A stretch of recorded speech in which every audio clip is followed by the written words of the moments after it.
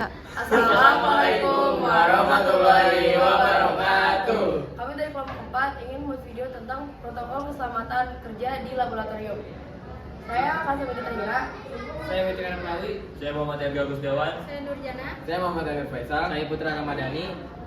Di setiap tempat, kecelakaan mungkin terjadi, terkecuali di laboratorium itu tempat pengamatan sedang dilakukan. Oleh karena itu, diperlukan protokol keselamatan kerja. Yang pertama, ada jenis-jenis bahaya dalam laboratorium.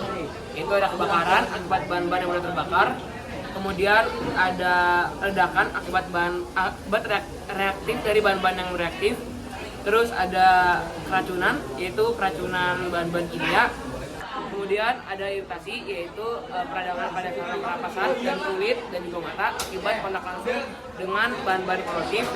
Kemudian ada luka pada kulit atau mata akibat pecahan kaca, kayu, dan logam dan lain-lain.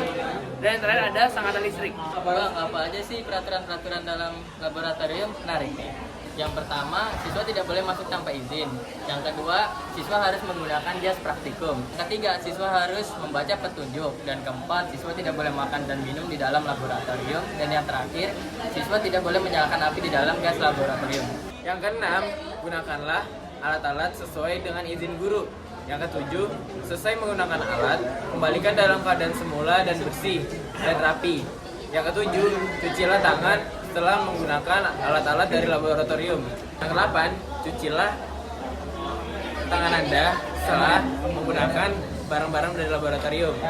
Yang kesembilan, bersihkanlah kursi, meja, dan rapikan secara kembali dan yang terapi lagi. Dan yang terakhir, kontrol lagi semua alat-alat yang ada di lab dalam keadaan aman dan rapi, dalam keadaan semula. Oke, Akila. Bahaya listrik dapat disebabkan oleh tegangan listrik dari PLN ataupun dari alat-alat yang menghasilkan tegangan listrik, misalnya generator. Cara untuk menghindari kecelakaan tegangan listrik dapat dilakukan sebagai berikut. Yang pertama, pastikan tangan dan meja kerja kering agar menghindari sengatan listrik. Yang kedua, pastikan listrik sudah terputus dari sumber listrik saat melakukan penyetelan atau perubahan rangkaian listrik. Yang ketiga, jangan terlalu banyak menggunakan steker di stop kontak karena dapat menyebabkan kelebihan beban yang menyebabkan panas dan memicu kebakaran. Usaha pencegahan kecelakaan di laboratorium. Usaha pencegahan kecelakaan di laboratorium adalah bersikap dan bertindak hati-hati.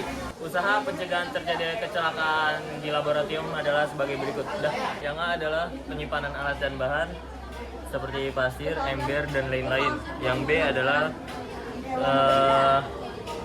harus mengunci pintu di saat ada pembelajaran di lab. Yang C, siswa tidak boleh masuk ke dalam laboratorium saat tidak ada pelajaran di dalam laboratorium. Yang D adalah tempat menaruh bahan-bahan yang mudah terbakar. Yang E, penyimpanan bahan-bahan yang tergolong racun atau berbahaya, misalnya air ramsa dan bahan kimia lain. Yang F, pengadaan latihan cara mengatasi kebakaran secara periodik.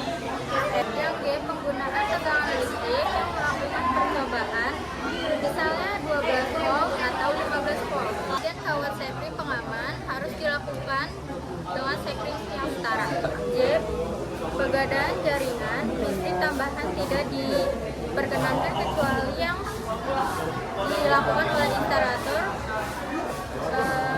listrik dengan izin dari PLN. Bahaya hewan adalah bahaya yang disebabkan oleh hewan. Mungkin saja hewan itu beracun karena telah disuntikan zat-zat berbahaya yang dilakukan selama eksperimen, atau bisa saja hewan itu mencakar ataupun menggigit Anda. Ada juga bahaya benda tajam. Bahaya benda tajam disebabkan karena bahaya yang disebabkan oleh benda tajam. Benda itu jika tidak digunakan dengan benar maka dapat melukai Anda. Penjelasan simbol-simbol sebagai berikut.